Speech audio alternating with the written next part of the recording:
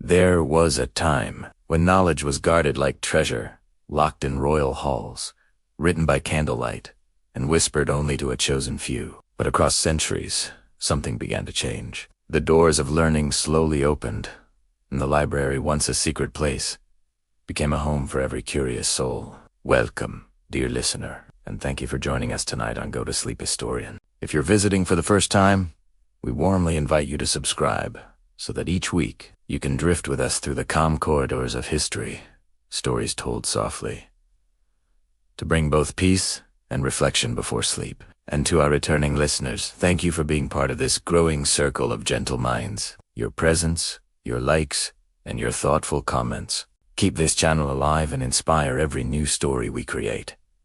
Your words truly matter to us. Tonight's story is called The First Libraries of the Modern World. Together, we'll journey from the echoing chambers of the Renaissance to the rise of public libraries, those quiet sanctuaries where human curiosity finally found its home. This gentle tale unfolds in 12 chapters, each revealing how silence, books, and shared wisdom shaped the modern age. And when the spoken story concludes, your evening will continue with one full hour of calm, relaxing music crafted to help your mind unwind and guide you toward deep, peaceful sleep. So find a comfortable place to rest. Breathe softly, and let us step together into the quiet halls of knowledge, where the first libraries of the modern world still whisper their timeless secrets. In the deep silence of ancient lands, before printing presses and bound books, before libraries as we know them, there were men and women who feared the loss of memory. They carved, painted, and pressed symbols into stone and clay so that their thoughts might live longer than their breath. And thus began the first quiet dream of a library, a place where knowledge could rest safely through the ages. In Mesopotamia, beneath the slow-flowing waters of the Tigris and Euphrates, cities rose that shimmered in the desert heat. Uruk, Babylon. Here, the earliest known collections of writing were born. Clay tablets marked by stylus and sun-baked into permanence held lists of harvests, records of stars, loose of kings and talis.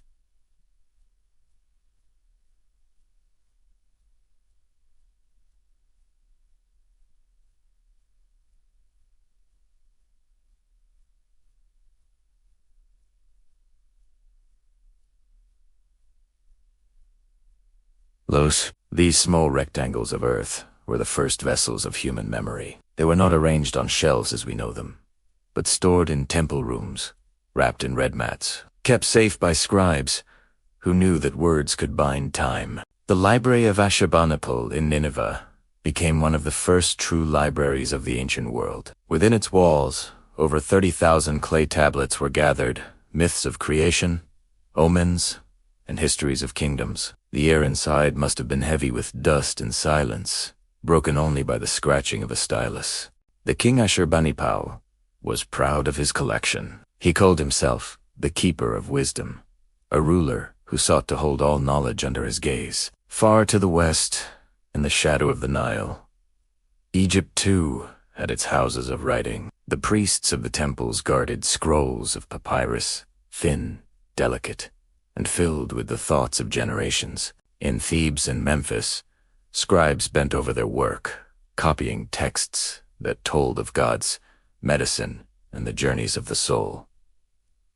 To them, writing was not simply a tool but a sacred act. They believed that words had spirit, and that to preserve them was to preserve life itself. As time moved gently forward, kingdoms rose and fell, yet the dream of preservation endured.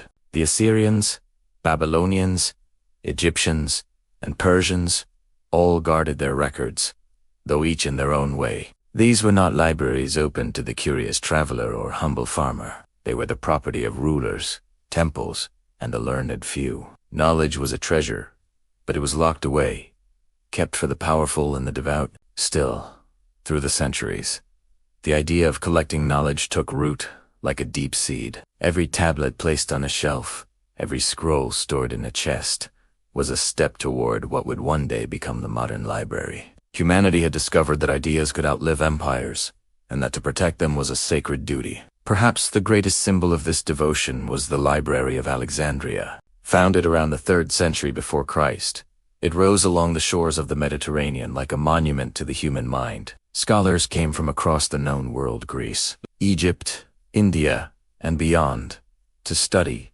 to translate, to argue, and to learn. Within its great halls, thousands of scrolls lined the shelves. The air must have smelled of sea salt, ink, and oil lamps. The scholars of Alexandria believed that if every text, every thought, could be gathered together, humanity might understand itself completely. Ships arriving at the harbor were searched, and their scrolls copied so that no knowledge would escape. For a time, it seemed a dream had come true, a place where all wisdom lived in harmony. But even the greatest dreams are fragile. Fires, wars, and neglect took their toll. The scrolls turned to ash, the halls to ruin. The Library of Alexandria fell, and with it, a vast part of humanity's written memory vanished. For centuries afterward, people would speak of it as a ghost, the perfect library, lost forever. Yet, destruction could not end the human need to remember. Fragments of those ancient works survived, carried by merchants,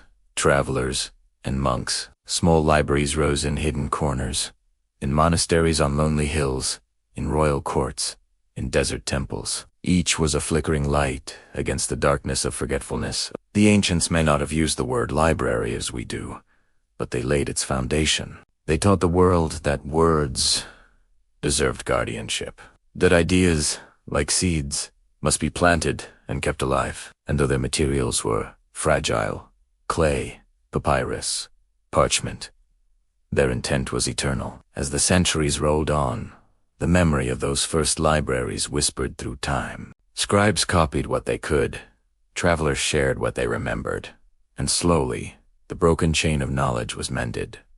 Link by link, humanity learned that to build a library was to build a bridge between the living and the dead, between the wisdom of yesterday and the questions of tomorrow. And so, from the clay of Mesopotamia and the papyrus of Egypt, from the ruins of Nineveh and the ashes of Alexandria, the spirit of the library endured. It would sleep for a while, resting through ages of darkness and war, waiting for a time when it could awaken again, not in palaces or temples, but in a world reborn through learning. Tonight, as we look back on those early centuries, we can still imagine the quiet hands of the scribes, the glow of lamps against the stone, and the first fragile pages of the story of civilization. The first libraries were not built of marble or filled with gold. They were built from patience, faith, and the simple belief that knowledge should last longer than a lifetime. And thus begins our journey, the long, gentle story of how the world learned to collect its own memory, and how that memory, even across millennia, still whispers in the silence of every library today. There was a time when the sea itself seemed to carry whispers of learning. Along the warm and restless coast of Egypt, where the Mediterranean waves met the golden sands, stood a city unlike any other Alexandria. It was built by the dreams of conquerors, but it became the home of thinkers, scholars, and seekers of truth. When Alexander the Great founded the city, he wanted it to be the shining heart of the world, a meeting place of East and West. After his death, his vision was carried on by the Ptolemies, the Greek rulers of Egypt. They imagined not only a city of trade and marble palaces, but a sanctuary where the wisdom of all nations could be gathered and preserved. Thus, the great library of Alexandria was born, not from ambition alone, but from a deep hunger for understanding. The library stood near the royal quarter, beside the great Mosean, a temple dedicated to the Muses, the goddesses of art and knowledge. Together they formed a haven for learning, where scholars from every land could live, study, and dream without fear of ignorance. The air there was filled with the scent of papyrus and sea breeze, with oil lamps glowing beside rows of scrolls stacked higher than the eye could follow. No one knows exactly what the building looked like. Its image has been lost to time, but we can imagine tall pillars, cool shaded halls, and gentle courtyards where philosophers spoke in soft voices beneath the palms. Inside, the shelves were lined with countless scrolls, works of poetry, medicine, mathematics, philosophy, and the mysteries of the stars. Every corner held knowledge gathered from far beyond Egypt's borders, from Athens, Babylon, India, and even lands yet unnamed. Ships arriving at the port of Alexandria were said to be searched for scrolls. Any text found on board would be copied by scribes and stored in the library. The original might be kept, the copy returned. It was a bold act, a declaration that knowledge belonged not to one man or one nation, but to all of humanity. Scholars came from across the ancient world. Greeks, Egyptians, Jews, Persians, and others, all drawn to this temple of wisdom. Among them walked Eratosthenes, who measured the circumference of the earth with simple shadows, Euclid, who built the foundations of geometry, and Archimedes, who shaped the language of physics. Their discoveries, born in quiet study, would echo for centuries. In the evenings, when the sun slipped beneath the sea and the sky turned violet, one could imagine the scholars of Alexandria gathered by lamplight, their voices soft and patient. They debated the movement of the stars, the weight of water, and the nature of the soul. In that silence, broken only by the turning of pages and the hum of thought, the spirit of civilization found its brightest flame. But the library was more than a place of learning. It was a symbol of what humanity could achieve when curiosity triumphed over fear. The rulers of Alexandria believed that knowledge could bring peace, that by understanding the world, people might understand one another. In its time, the library became the heartbeat of culture, guiding the art, science, and literature of nations. Yet, as with all great creations, its glory carried the shadow of fragility. Fire, envy, and neglect are the eternal enemies of knowledge. The exact story of the library's fall has faded into myth. Some say it burned when Julius Caesar's ships set the harbor aflame. Others believe it declined slowly, undone by centuries of invasion and silence. Whatever the cause, the result was the same. Scrolls turned to ash, shelves to dust, and silence filled the once living halls. It is said that as the flames rose, the smoke carried the scent of ink and papyrus across the city. A funeral for human thought. Imagine it for a moment.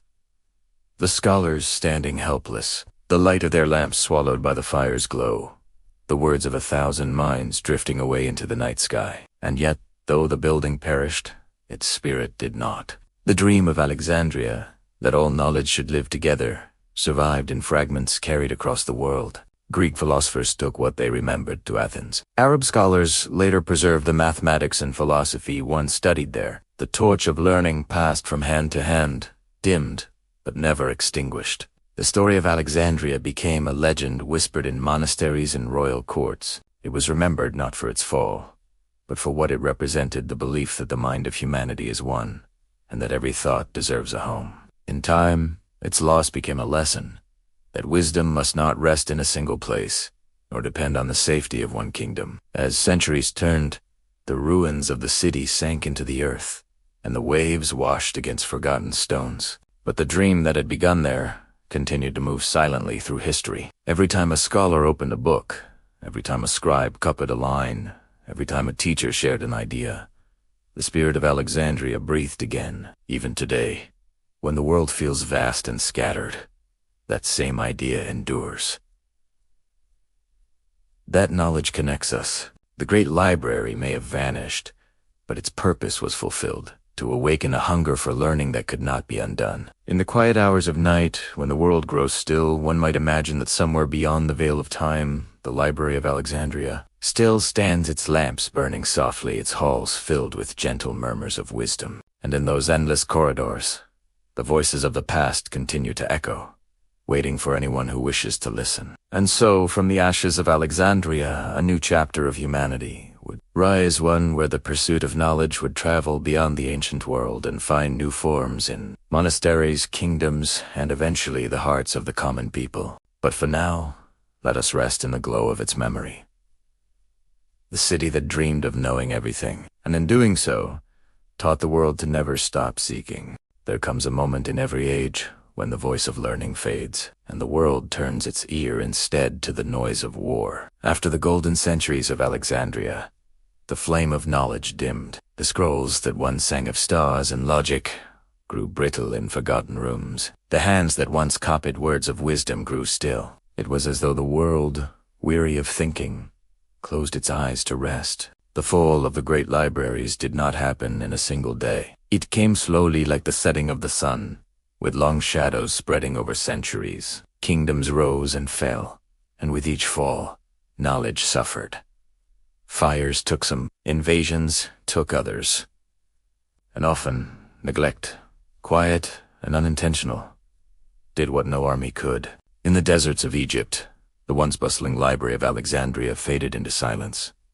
Its scholars scattered. Some carried scrolls across seas and mountains, hoping to save what they could. Others stayed behind, watching their life's work vanish into ash. No one knows how many words were lost, but those who lived after could feel the emptiness. The world had forgotten how bright the light had once been. Further east, in the ruins of Nineveh, the clay tablets of Ashurbanipal lay buried under stone and sand. They would remain hidden for more than 2,000 years, waiting patiently beneath the dust of time. To those who lived through those dark centuries, it must have seemed as though the written world had ended.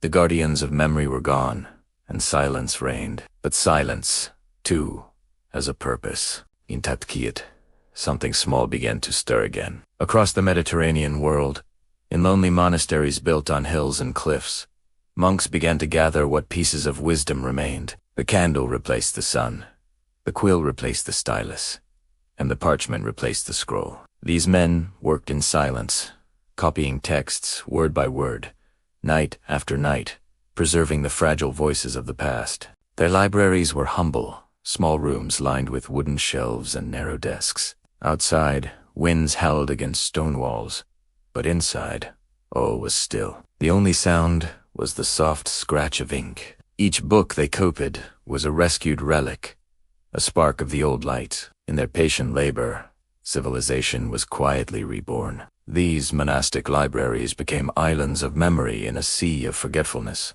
They did not hold the grand beauty of Alexandria, nor the vastness of Nineveh, but they carried the same sacred purpose: to protect knowledge from the ruin of time. And though their work was slow and unseen, it was their hands that kept the story of humanity alive. In distant Byzantium, too, scholars continued to guard ancient Greek texts.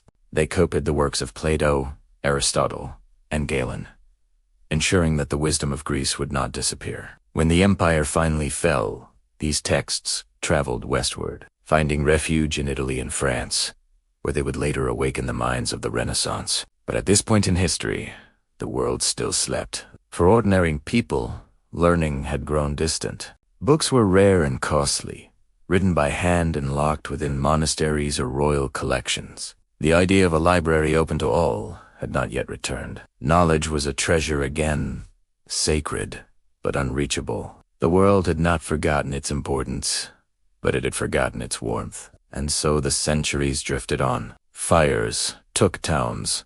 Kingdoms collapsed. Languages changed. What remained of ancient learning survived only because someone, somewhere refused to let it die. The librarians of the Middle Ages were not kings or scholars of fame. They were quiet men with tired eyes, copying words they might not fully understand, guided only by faith that someday, someone would. There is a kind of peace in that thought, that even in the darkest centuries, the work of preservation never truly stopped. Every candle that burned beside a page was a promise that the light of knowledge would return. The great libraries were gone, but their spirit had found a new home, not in marble halls, but in the patience of humble hands. As the Middle Ages deepened, that quiet work continued. Books began to move from monastery to monastery, traded like sacred relics. Slowly, collections grew. In time, a few rulers, wiser than most, began to see that knowledge itself could strengthen their realms. Kings and queens founded their own libraries, guarded by scholars who copied and studied by lamplight. Yet, even these remained private, hidden from the world outside their walls. Still, the silence was not absolute. From the far corners of Europe to the great cities of the East, echoes of the old learning stirred once more. Islamic scholars, inheriting the spirit of Alexandria, gathered and translated the works of Greece and Rome. In Baghdad, Cairo, and Cordoba, new libraries arose, filled with manuscripts of science, poetry, and philosophy. The world's memory, once broken, was being pieced together again. This exchange of knowledge, east to west, and west to east, began to awaken the world. Slowly, The silence that had followed Alexandria's fall began to break. The light was returning. Faint at first, but steady. And yet, before that awakening could come, the old world had to endure its long winter. Centuries when books were as rare as jewels and learning as precious as gold. But in those quiet years, when storms raged and empires fell, humanity learned something deeper than discovery. It learned the value of keeping memory alive. The fall of the ancient libraries was not the end. It was the lesson. It taught that knowledge must not belong to the few, nor be locked in a single city or temple. It must be shared, multiplied, and guarded by many hands. And so, though the halls of Alexandria lay in ruin, and the scrolls of Nineveh were buried in earth, the dream did not die. It slept like an ember beneath ash, waiting for the breath of a new age to bring it back to flame. When that time came, the world would rise once more into the light. A rebirth of learning, the dawn of modern libraries. But that is another chapter and another morning. For now, the story rests here, in the long, patient silence after the fall, when the world forgot how to read the stars but never forgot to dream of them. The centuries of darkness that followed the fall of the ancient libraries were long and quiet. Nale slept behind monastery walls, resting in the careful hands of monks and scribes. But no silence lasts forever. Beneath the stillness, the roots of wisdom waited, alive and patient, ready for the light of a new dawn.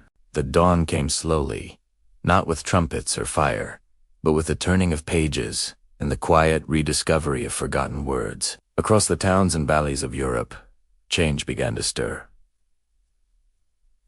Travelers carried stories from distant lands. Merchants brought not only goods, but ideas, and in small chambers lit by oil lamps, men began to read again, not for ritual or law, but for curiosity, for the joy of understanding. This age, which the world would later call the Renaissance, was a rebirth not of bodies, but of minds. The people of these centuries looked back to the ruins of Greece and Rome and wondered what had been lost. They studied fragments of ancient texts, searching for the wisdom that had shaped empires long gone. Slowly, they pieced together the broken chain that connected them to the ancients. It began in Italy, in cities of marble and narrow streets, Florence, Venice, and Rome, where wealth from trade met the hunger of thought. Rich families, moved by both pride and vision, began to collect books as treasures. The Medici of Florence built collections that drew scholars from every corner of Europe. In their libraries, old manuscripts found a second life. The wisdom of Aristotle and Plato, the works of Euclid and Galen, returned from dust to ink once more. This was not merely a return to the past, it was a transformation. The Renaissance thinkers saw knowledge not as something to worship, but as something to explore. They began to study nature, anatomy, astronomy, and art with fresh eyes. To them, learning was no longer bound by faith or fear. It became a light to guide the human spirit toward understanding itself and the world. And with this awakening came the need for places to protect and share that light. The first modern libraries were born not as temples of religion or palaces of kings, but as workshops of the mind, places where books could live and grow. In monasteries that had once guarded sacred texts, new rooms were opened. The dusty scrolls of theology stood beside new works of science and philosophy. Scholars began to copy not only scripture, but ancient histories, maps, and poems. It was as if the world had begun to breathe again. The art of copying manuscripts, once a slow and sacred duty, found new strength. Yet soon, something extraordinary changed everything. A gift of invention that would multiply the reach of knowledge beyond anything imagined before. In the mid-15th century, in the German town of Mainz, Johannes Gutenberg built a press that could print words in metal over and over again. The printing press was not a discovery of new knowledge, but a revolution in its preservation. For the first time, the written word was freed from the limits of the hand. A book that once took a year to copy could now be made in days. When the first printed Bibles emerged, people understood that something miraculous had happened. Ideas could now travel faster than armies, stronger than kings. The press turned the world of learning into a living, growing thing, unstoppable and alive. Libraries began to expand in both number and purpose. No longer were they silent vaults of scripture.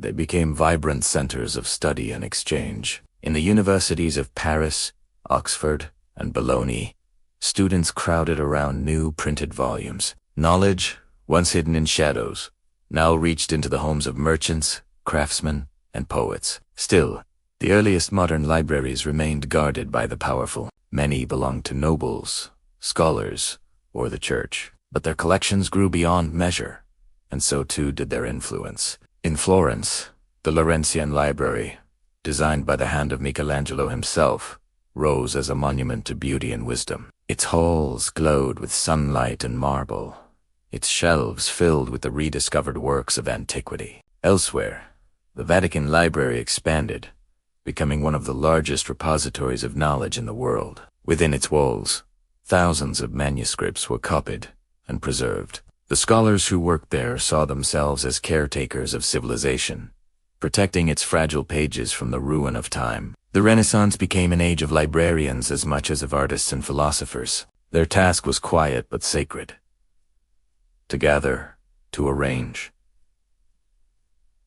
to protect. The library was no longer only a storage place, it was a living instrument of progress. Outside the great cities, smaller collections began to appear in schools and town halls. The written word was escaping the control of the few. The age of secrecy was ending. The age of sharing had begun.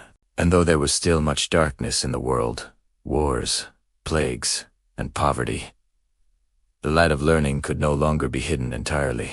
The revival of learning was not sudden, but it was unstoppable. Each copied page, each printed word, added to a growing chorus of voices that reached across borders and languages. For the first time since Alexandria's fall, the idea of a universal library, a home for all knowledge, seemed possible again. The spirit that had once lived by the sea in Alexandria now walked the streets of Florence, Venice, and Rome. It whispered through the presses of Mainz and the halls of Oxford. It traveled with merchants, monks, and explorers. Whatever curiosity found a home, there, too, the library was reborn. By the end of the 15th century, Europe had changed forever. The dream that knowledge could unite humanity had returned. The silence of the Middle Ages had been broken. The quill, the press, and the library had joined hands, carrying the light of wisdom forward once more. And so the world entered a new age, one that would build upon the quiet work of the monks, the invention of the printer, and the vision of those who believed that learning belonged to all who sought it. The rebirth had begun, and though its steps were small and patient, its direction was certain. The mind of humanity had opened its eyes again, and the library, that ancient guardian of memory, had awoken from its long sleep. As the world awakened to learning once more, the first great libraries of the modern age began to take root in places of both faith and power. They were not built in marketplaces or among the busy streets, but behind stone walls, in monasteries, cathedrals, and royal palaces where silence was still a companion of thought. Within these quiet sanctuaries, the guardians of knowledge, monks, priests, and scholars, continued the work that had never truly ended. The sound of the quill scratching across parchment still echoed through narrow halls lined with wooden shelves. Candles flickered over pages filled with Latin, Greek, and Hebrew letters. These were the places where faith and reason met, sometimes in harmony, sometimes in quiet tension. In the monasteries of Italy, France, and Germany, libraries began to grow beyond scripture. The old habit of collecting sacred texts expanded to include philosophy, medicine, and the new sciences. The monks who once copied Psalms now copied Aristotle, Ptolemy, and even writings that questioned the very heavens. Yet to them, all knowledge, whether divine or earthly, was part of the same creation. One such place stood upon the hills of Florence, the Laurentian Library, founded by the Medici family. Within its sunlit halls, designed by Michelangelo himself, the faithful gathered to read and reflect. Here, knowledge was no longer secret or forbidden. Scholars from faraway lands came to study manuscripts that had survived war and time. The shelves, carved from dockwood, seemed to hold not just books, but the very spirit of rebirth. Elsewhere in Europe, other collections began to rise. In England, at the great universities of Oxford and Cambridge, Libraries became the beating heart of scholarship. The Bodleian Library, opened in 1602, would soon be one of the most respected in the world. It was built not for kings, but for students, young minds hungry for truth. Inside, its vast rooms held the promise that knowledge could belong to anyone who sought it sincerely. In the Vatican, the seat of the Catholic Church, the Vatican Library expanded under the care of scholars and popes who believed that faith and learning could stand side by side. Ancient manuscripts, rescued from decay, were copied and catalogued with devotion. For centuries, it remained one of the greatest treasures of the world, a living archive of humanity's search for understanding. The libraries of the faithful were more than collections of books. They were acts of belief. Each manuscript represented years of labor, pages scraped clean of earlier texts, inks ground from rare minerals, bindings stitched by hand. To preserve a book was to preserve a part of creation itself. To lose one was to feel as though a star had gone dark. These early libraries were not open to all. The common people, still burdened by the weight of daily life, rarely crossed their thresholds. The language of scholarship remained distant, Latin, Greek, or the elegant scripts of the church. But the presence of these libraries shaped the soul of nations. They taught the world that knowledge was worth protecting, even when the world outside burned with war or doubt. In Spain, vast collections of Islamic, Jewish, and Christian learning found a fragile coexistence. In Toledo, translators worked to bring Arabic manuscripts into Latin, opening the door to lost sciences, algebra, astronomy, and medicine. These translated works flowed into the libraries of Europe, weaving together the wisdom of three faiths into one shared legacy. The shelves of the faithful stood not just in buildings, but in hearts. The scholars of this age saw themselves as caretakers of the divine order. They believed that every truth discovered in the stars or the earth revealed something of God's design. To read was to worship. To preserve a book was to serve eternity. And yet, in the stillness of these halls, a quiet change began. New thinkers, guided by curiosity rather than devotion, entered these sacred spaces. They opened the same books, but read them with new eyes. The library that had once been bound to faith was slowly becoming a place for all minds, believers and skeptics alike. Still, it would take time. Many librarians were monks or priests, and they guarded their shelves with both reverence and fear. The world beyond their walls was changing, kingdoms rising, printing presses spreading, explorers returning with new maps of strange lands. And with every new discovery, the libraries felt the pull of a wider world they could no longer ignore. In France, noble families began to build private collections that rivaled those of the monasteries. Books became signs of culture and power, displayed proudly in grand chambers beside paintings and sculpture. A learned noble was now as admired as a skilled warrior. In these collections, the Alpha Public Library was quietly taking shape, though the world did not yet have the words for it. Each shelf, each catalog, each copied page was a step toward a future, where knowledge would no longer belong only to the chosen few. The libraries of faith had preserved the wisdom of the ancients. Soon, new libraries would share it. But before the doors could open to the common people, another transformation had to come, one born not from prayer or patronage, but from the restless hearts of those who believed that every person deserved the light of learning. For now, the shelves stood still, quiet, holy, and patient, waiting for the day when their treasures would be given freely to the world. The story of libraries was no longer only about protection. It was about preparation. And the next chapter would tell of those who dared to open these ancient doors. There are places in the world where silence feels alive, where each footstep on old stone seems to echo through centuries. One such place stands in the heart of Oxford, a city of spires, bells, and learning, where a new chapter in the story of libraries began. It was the year 1602 when the Bodleian Library first opened its doors. But its story began much earlier, in a time when England was finding its way between faith and reason, between the age of kings and the age of scholars. Sir Thomas Bodley, a man of quiet ambition and steady purpose, was the one who dreamed it into being. He had once been a diplomat and a scholar, a man of letters who had seen both the courts of Europe and the struggles of his own homeland. When his career in politics ended, he turned his eyes toward something more lasting: the preservation of knowledge. At Oxford, he found an old, forgotten library, one that had fallen silent after years of neglect. Dust covered the shelves,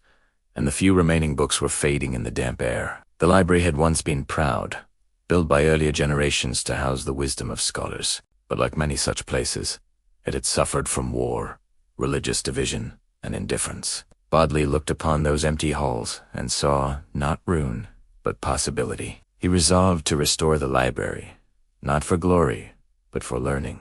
With his own wealth, and with gifts from friends and patrons, he filled it with books. Books gathered from all across Europe, on theology, philosophy, law, and the growing sciences of his time. When the library reopened, it was unlike any other in England. It was a place of welcome, where students and scholars could come freely to study the works of great minds. There were rules.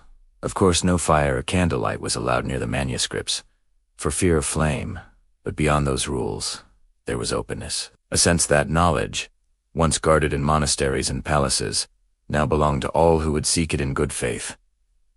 The building itself reflected that spirit. Tall windows let in soft light, falling gently on long tables and carved wooden shelves. Each volume was chained to its desk, not to imprison it, but to keep it safe for generations to come. In the stillness of that space, every rustle of parchment felt like a whisper from the past.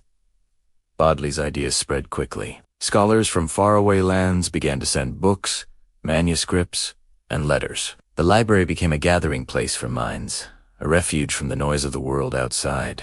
Within those walls, history and discovery walked hand in hand. In time, the Bodleian grew larger, its collections expanding beyond anything Bodley himself could have imagined. But more important than the books were the values it carried: order, patience, and equality of access. It was built on the belief that knowledge should not serve power, but truth. This belief would become the foundation of modern libraries across Europe. Other nations looked to Oxford and saw what could be achieved when a library served not the few, but the many. The idea of public access, still new in those days, began to take root. And yet, for all its openness, the Bodleian retained a certain sacredness. Visitors entered not as customers, but as pilgrims of learning.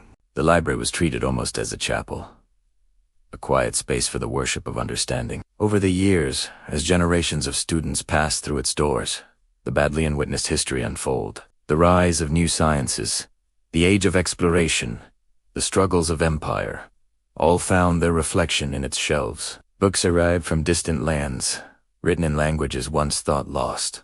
Each edition was a small victory for humanity's memory. Outside its stone walls, the world was changing quickly. The printing press had already begun to multiply books in numbers. Unthinkable a century earlier, knowledge, once rare and precious, was becoming abundant. But abundance brought its own challenge. How to preserve, organize, and share this flood of information. The Bodleian stood as a symbol of order in that growing storm, a reminder that wisdom must be cared for, not merely collected. Sir Thomas Bodley lived to see his dream fulfilled. When he passed away in 1613, the library was already a living institution, tended by dedicated keepers. Before his death, he wrote that he had built it for the increase of learning and the good of mankind. Those words would echo across centuries, shaping every library that followed. As night would fall over Oxford, and the lamps outside dimmed, the Bodleian would rest in deep stillness. The air inside held the scent of old parchment and oak. Generations of readers, poets, philosophers, and quiet dreamers would sit in that same silence, turning pages that linked their present to the far past. In many ways, this library marked the true beginning of the modern world's devotion to shared knowledge. From it would grow national and public libraries, each carrying forward the same quiet vow: to keep the light of learning alive for all. And so, the Bodleian was not merely a building, nor only a collection of books.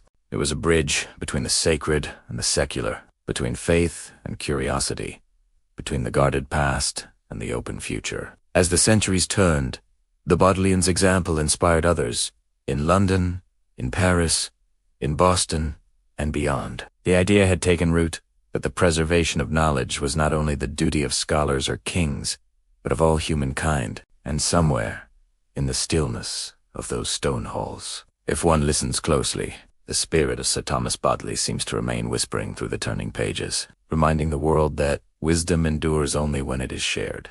By the dawn of the 17th century, the world of learning had begun to stir in ways unseen before. The seeds sown by the Renaissance had taken root in every corner of Europe. Knowledge, once guarded by a chosen few, was slowly finding its way toward the many.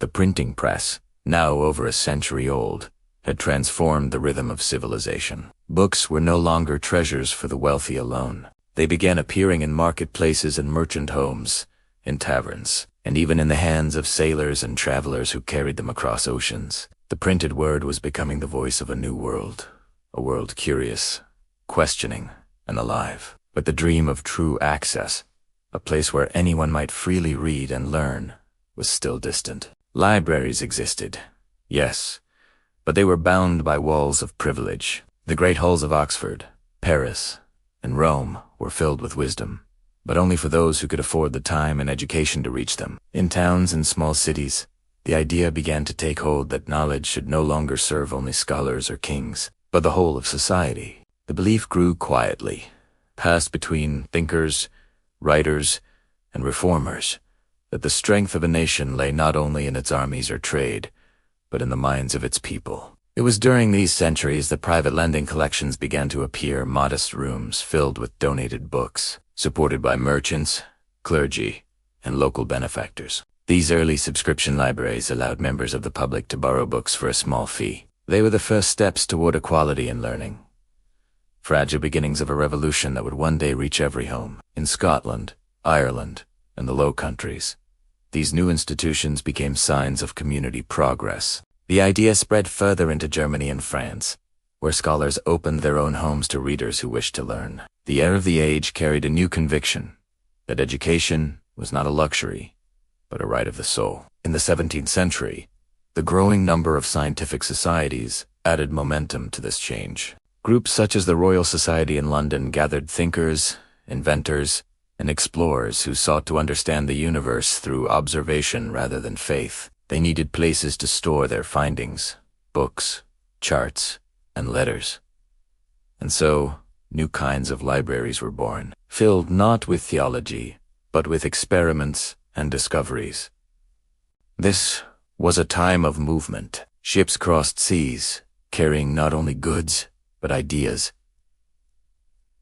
Letters traveled faster than armies, maps were redrawn, and minds were opening. Every new discovery added another spark to the flame of curiosity that now burned across the Western world. And yet, even as learning expanded, there remained barriers of class, wealth, and language. In many towns, the poor still had no access to books. Reading itself was a skill still climbing its way through the population. But the idea, the belief that all should have access, was beginning to shape the moral heart of modern civilization. In France, the great Bibliothèque d'Oro, which would later become the Bibliothèque Nationale, opened its doors to the public in the late 17th century. Though still watched over by royal decree, it allowed visitors from all walks of life to enter, provided they came with respect for the books within. It was a quiet but powerful shift.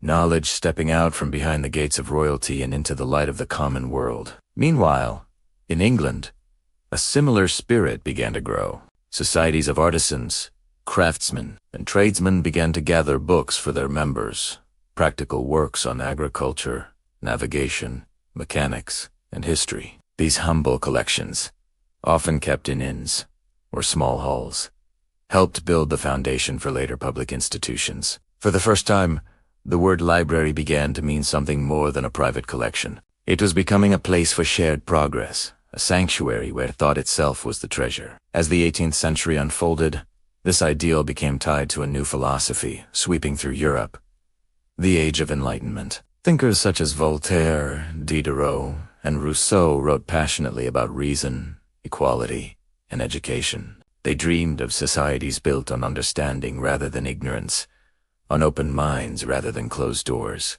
In these writings, the library became more than a building. It became a symbol of light and darkness, of wisdom standing against the tide of tyranny. Books were no longer just the tools of scholars. They were the inheritance of every human being. And so, slowly, the walls began to lower. Cities established reading rooms where citizens could gather. Traveling libraries carried small boxes of books to remote villages. Some clergymen even placed shelves in church halls, inviting the faithful to read not only the scriptures, but also the words of poets and philosophers. It was not an easy transformation. Many still resisted, believing that too much knowledge could lead to unrest or rebellion. Yet, like water shaping stone, the idea endured, steady, patient, unstoppable. By the late 1700s, across Europe and into the New World, the dream of public access had become real. The people had begun to build libraries of their own, humble, hopeful places where the love of learning could belong to anyone. The age of access was not a single moment, but a slow awakening.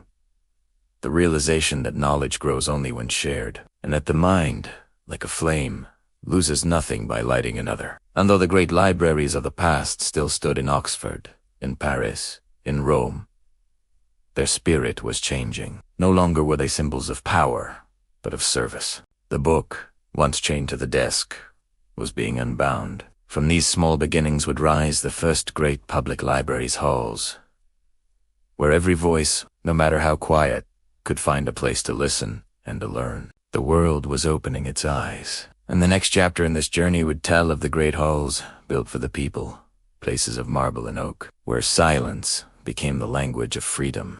By the middle of the 18th century, the idea of the library had grown beyond the quiet rooms of scholars and the study halls of monks. It was no longer enough for a few to guard the written word. The time had come for nations to build great temples of learning, not for kings, but for the people themselves. These were the great halls of Reading, and they stood as monuments to civilization's faith in the power of knowledge. In the heart of London, the air of progress carried new hope. The printing press had flooded the world with books, pamphlets, and discoveries.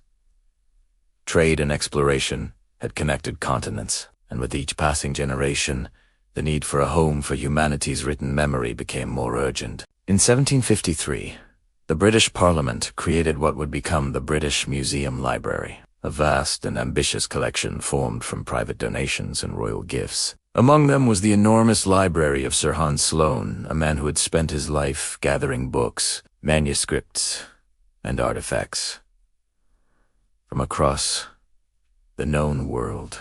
When the doors of this new library opened to the public, the idea was simple but revolutionary.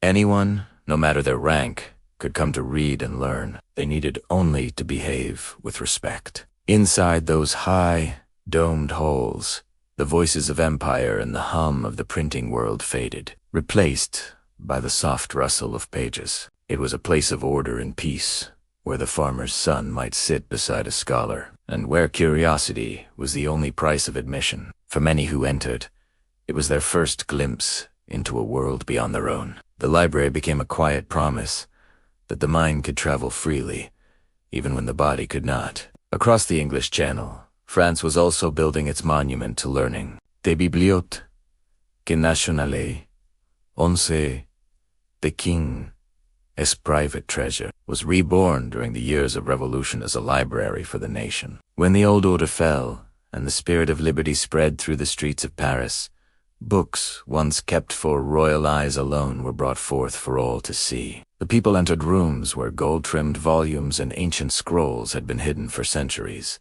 The knowledge that had belonged to the crown now belonged to the world. In Tossadet's libraries became sanctuaries from chaos, safe places where ideas could survive even when cities burned. During the turmoil of revolution and war, many librarians risked their lives to protect their collections. They understood that while kingdoms may fall, words endure. As the 19th century dawned, new nations began to follow the example. Vienna, Berlin, and Madrid expanded their national libraries, creating grand reading rooms where light poured through tall windows and time seemed to slow. These buildings were designed not merely for study, but for awe. Architects carved ceilings like cathedrals, painted walls with the faces of philosophers and poets, and built staircases that seemed to lift the reader toward enlightenment itself. Every detail spoke of reverence, not for gods or rulers, but for the written word. And yet, beneath all the grandeur, the same quiet truth remained. A library's greatness was measured not by its marble or its scale, but by the stillness it offered. Within these halls, the noise of the modern world faded to a whisper. People came not to be entertained, but to remember who they were. The Boston Public Library, founded in 1848, became one of the first great libraries of the New World. Its motto, carved into stone, declared proudly, "Free to all." Those 3 words carried the promise of an age.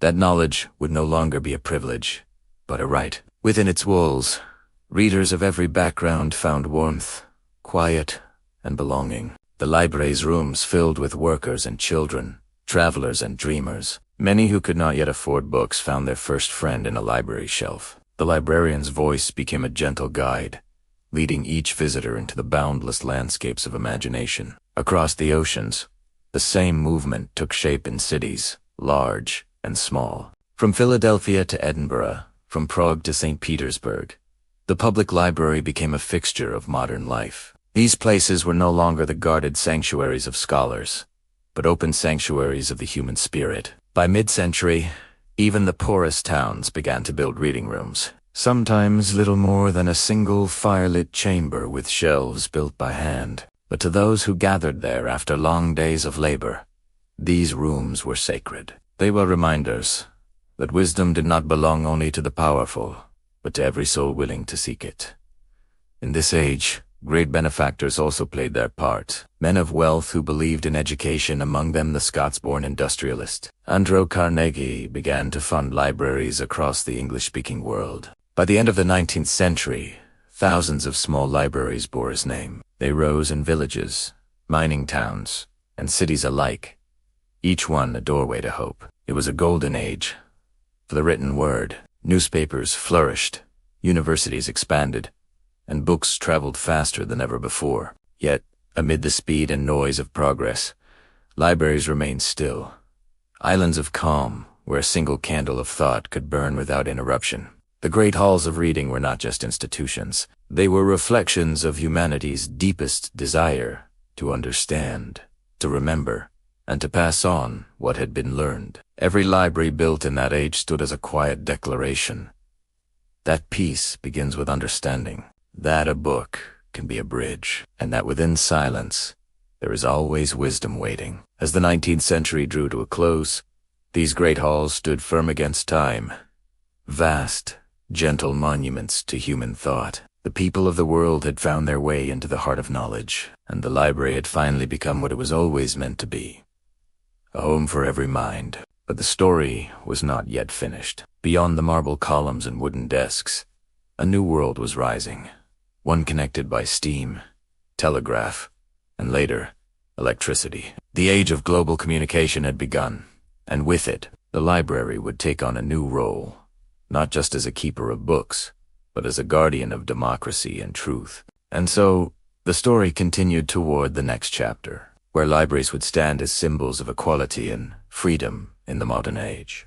By the dawn of the 19th century, the world had grown. Vast ships crisscrossed oceans, carrying goods, letters, and ideas. Empires stretched their reach, and with them traveled the quiet spirit of the library. Across the Atlantic, in the growing cities of America, new nations were being built, not only on labor and courage, but on knowledge. Among the clamor of ports and the rhythm of industry, a quieter revolution began, one made not of muskets or gold, but of books. In the early years, books were rare along the American frontier. A single volume, carried in a trunk or saddlebag, was a treasure passed between neighbors. Settlers built churches, schools, and meeting halls.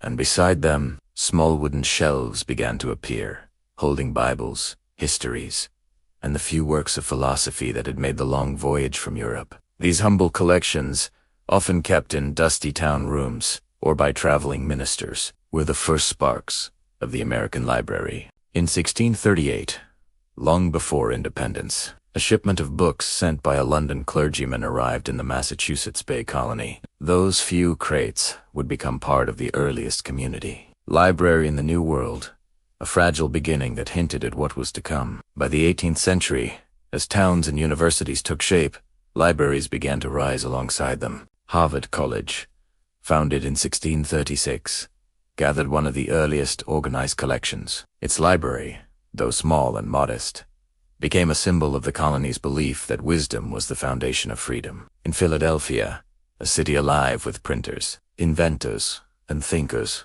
the idea of the library found its champion in Benjamin Franklin. In 1731, Franklin and a group of his fellow citizens, tradesmen, and artisans formed the Library Company of Philadelphia. It was not a royal library, nor one for scholars alone. It was a subscription library, created by the people, for the people. Members pooled their coins to buy books, which were shared among all. In the flicker of candlelight, men who worked by day as carpenters, printers, and merchants would gather to read by night. They spoke of science, philosophy, and self-improvement. For them, books were not luxuries. They were instruments of liberty. The Library Company grew, inspiring others across the colonies. From Boston to Charleston, citizens formed reading societies, each believing that knowledge was the true wealth of a nation. When America declared its independence, libraries stood quietly behind the ideals of freedom and democracy. The founders knew that liberty required an informed mind. They believed that to preserve a republic, the people must read, think, and question. By the 19th century, the young nation's libraries had multiplied. Some were private, others supported by towns or religious groups. Slowly, the idea of a public library, open to all, began to take hold. The same dream that had grown in Europe now found new soil in the New World. Of the earliest and most enduring of these was the Boston Public Library, established in 18. Its founding motto, simple and timeless, declared, "Free to all." This library stood as a promise to the citizens that every man, woman, and child could enter freely and share in the collective wisdom of humanity. Marble staircases led upward toward vast reading rooms where sunlight spilled across long wooden tables. Shelves stretched high, filled with stories of lands both near and distant. The Boston Public Library became a model for others to follow in New York, Chicago, Philadelphia, and San Francisco.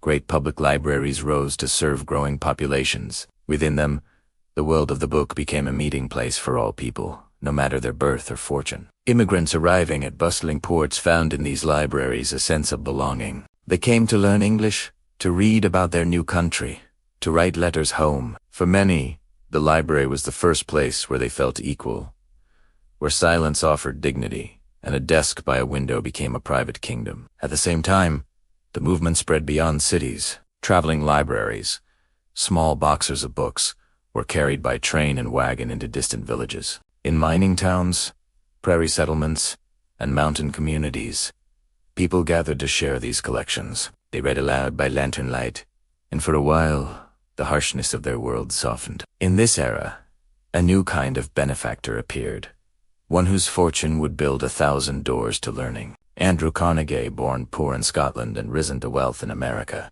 believed that the library was the truest gift one could give a community. Between 1883 and 1929, the Carnegie Libraries spread across the world, more than 2,000 of them. Some stood proudly in cities. Others rested quietly in small towns, where only the sound of the wind filled the streets. Yet all shared the same inscription above their doors, "Let there be light." Carnegie once wrote that a library outranks any other one thing a community can do to benefit its people. And indeed, his vision changed lives, creating safe, beautiful spaces where knowledge belonged to everyone. By the turn of the 20th century, libraries had crossed oceans, mountains, and languages. They stood not only in Europe and America, but in Asia, Africa, and the Pacific. Small outposts of learning connected by a single, silent mission: to keep the flame of understanding alive. Each library, whether grand or humble, carried within it the same truth, that a single shelf of books could hold the dreams of humanity. As the world entered a new age of machines and modern wonders, the library remained a constant, a refuge from the growing speed of life. In its stillness, one could still hear the quiet echo of the first scrolls, the whispers of Alexandria, the prayers of monks, and the laughter of children discovering stories for the first time. The journey that began in stone temples and candlelit monasteries had now reached across continents. The world had learned that knowledge, like light, belonged to everyone, and as the century turned, the libraries of the New World stood ready to face a changing age, one of electricity, science, and democracy, where their greatest purpose was yet to come. As the 19th century deepened, the world was changing faster than anyone could have imagined. Steam powered the trains that crossed nations. Iron bridges spanned rivers once thought impassable, and telegraphs carried words farther than horses ever could. But amid this rush of invention and expansion, one institution remained devoted not to speed, but to stillness. The library. It was in these quiet rooms that the democratic dream found one of its purest forms. For a year, among shelves of books open to all, the old divisions of class began to fade. A poor man could sit beside a rich one. A young woman could learn what once only scholars knew. In a library, the only requirement was curiosity. By the mid-1800s, public libraries had begun to flourish in Britain, Europe, and the United States. The idea had taken firm root that knowledge should not belong to the few, but be the right of every citizen. The Public Libraries Act of 1850 in Britain marked a turning point. It allowed towns to create libraries funded by local taxes, a radical idea in its time. Critics argued that people should not pay for others to read, but reformers saw it differently. They believed that education was the soul of a nation, and that a shared collection of books was a shared hope for progress. Soon, libraries appeared in cities and villages across England and Scotland. Some, very small, little more than a single room with wooden chairs and a coal fire. Others grew into grand halls with marble columns and stained glass windows that cast colored light over the reading tables. Each library became a symbol of what a community could build together. Across the Atlantic, the same spirit grew. In the United States, the Carnegie Libraries continued to rise, more than 2,000 by the early 1900s. Their designs varied, but their message was the same. Learning is for everyone. In every city, people began to see libraries not just as buildings, but as guardians of the democratic idea. Within their walls, the child of an immigrant could read the same books as the son of a senator. The power of knowledge was no longer limited by birth or wealth. Many libraries also became centers of public life. They offered lectures, reading rooms, and safe spaces for discussion. The air smelled of ink and paper, and the quiet sound of turning pages replaced the noise of the streets outside. The librarians of that era were often silent heroes, men and women who devoted their lives to the careful tending of wisdom. They cataloged, repaired, and guided readers with gentle patience. Their work was not loud or celebrated, yet it built the foundation of the educated society we know today. In this period, new forms of books appeared. Printing had become faster and cheaper. Newspapers and magazines spread literacy to millions. Libraries began lending not just classics and histories, but practical guides, manuals for engineers, farmers, teachers, and craftsmen. Knowledge became a tool for daily life. As the 20th century approached, the role of the library expanded even further. Schools partnered with libraries, and cities invested in larger collections. The belief that education could lift entire generations was no longer a dream.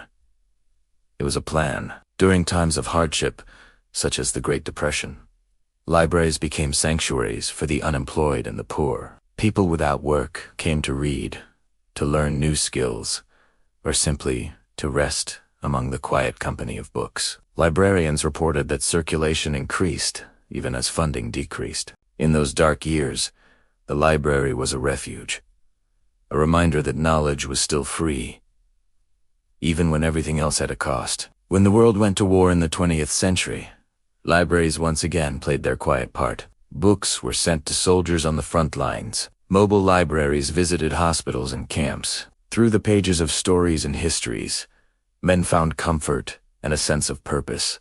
The idea that books could heal the mind became more real than ever. After the wars, as nations rebuilt, libraries were seen as instruments of peace. The United Nations Educational, Scientific, and Cultural Organization UNESCO was founded in 19, and one of its missions was clear: to promote the free flow of knowledge. Around the world, governments began building new public libraries in cities and schools as symbols of hope. The democratic dream had matured. No longer was the library a luxury or a rare treasure. It had become a right. In small towns, children learned their letters by tracing words in borrowed books. In great cities, students studied in vast reading halls beneath domes of glass and stone. Everywhere, the same quiet truth remained. The library was where people went, not just to read, but to understand the world. Through the centuries, it had evolved from temple to monastery, from royal archive to public sanctuary, yet its soul had not changed. It was still a place of faith, not in gods, but in humanity. And in that faith, democracy found its silent partner. As one writer of the age observed, a library is not a luxury, but one of the necessities of life. Indeed, in every corner of the modern world, from the cobblestone towns of Europe to the growing skylines of America, libraries stood as the quiet temples of freedom. They did not shout or shine. They simply waited, filled with words, ready for anyone who wished to learn. And as lamps burned low in reading rooms across continents, one could sense that the democratic dream was alive, whispered not in speeches or battles, but in the turning of countless pages. The 20th century moved like a tide of invention. Electricity, flight, and radio had already changed how humanity lived and dreamed. Then came computers, satellites, and the birth of a new world, one made not of ink and parchment, but of light. Through it all, the library stood steady. Its walls still held the breath of centuries. Its silence still offered refuge. But as typewriters gave way to keyboards and shelves filled faster than new buildings could be built, librarians began to wonder. How could they preserve the spirit of the library in an age that moved faster than memory itself? In the mid-1900s, great cities continued to build magnificent public libraries in New York, London, Paris, and Tokyo. These were cathedrals of learning for the modern age. Marble steps led upward to vast halls, lined with oak shelves and reading lamps that glowed like stars. People came to study, to search, and to dream. Yet outside those walls, a different kind of revolution had begun. One powered not by stone or paper, but by data. The arrival of computers in the mid-20th century brought both excitement and uncertainty. For the first time, knowledge could be stored, copied, and shared without a single printed page. What had taken centuries to collect in books could now fit, somehow, within a machine. At first, libraries adapted slowly. Card catalogs, those long wooden drawers filled with index cards, were replaced by glowing computer screens. The sound of shuffling paper was replaced by the soft tapping of keys. Yet the goal remained the same: to guide every visitor toward discovery. By the 1970s and 1980s, universities and national libraries began to digitize their collections. Ancient manuscripts were carefully photographed, and fragile texts preserved in microfilm. For the first time, a scholar could study a medieval document from across the ocean without ever leaving their desk. The library had entered the electronic age. When the internet arrived in the 1990s, it changed everything once more. Information, once bound by geography and time, became borderless. A question typed in one country could find its answer in another within seconds. For some, it seemed that the traditional library might fade, that the hum of servers would replace the whisper of pages. But the opposite happened. The world's libraries did not disappear. They transformed. They became bridges between the old and the new, between the wisdom of the past and the possibilities of the future.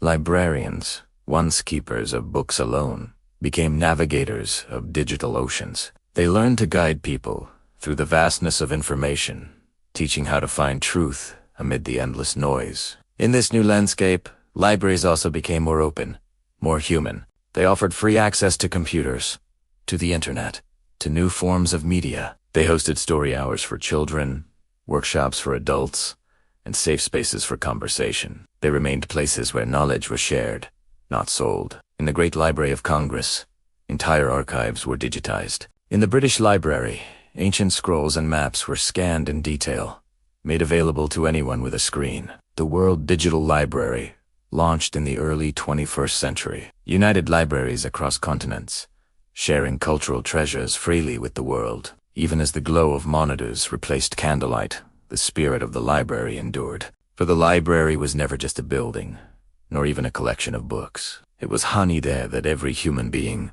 no matter their age or station, has the right to learn. This idea became more vital than ever in the modern age. As the amount of information grew beyond measure, so too did confusion and mistrust. In this sea of endless data, libraries became lighthouses once again, places where truth was cared for, where facts were verified, and where knowledge could be trusted. In many cities, libraries evolved into learning centers, offering technology classes, literacy programs, and spaces for creativity. They became community hearts, where people gathered to explore, imagine, and connect. The modern librarian became a guide between worlds, one foot in the ancient past, one in the digital present. They learned to protect not just paper, but privacy, not just words, but wisdom. And as the 21st century unfolded, libraries embraced a new kind of beauty, the harmony of both page and pixel. Visitors could walk among shelves and smell the paper's faint sweetness, or sit at a glowing screen and traveled through centuries with a click. The old and the new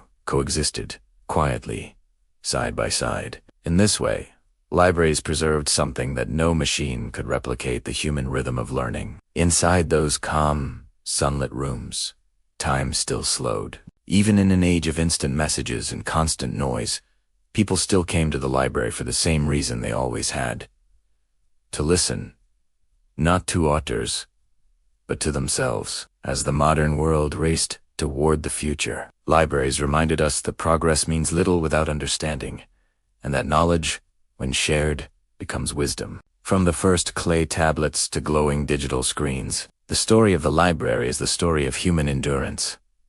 Our refusal to forget, our desire to know, our quiet hope to leave behind something meaningful. And so, even as servers hum and satellites turn above us, somewhere in a quiet room lined with books, a child opens a story for the first time. That moment, as old as humanity itself, continues still. The library has not vanished into the age of technology. It has simply found new ways to speak.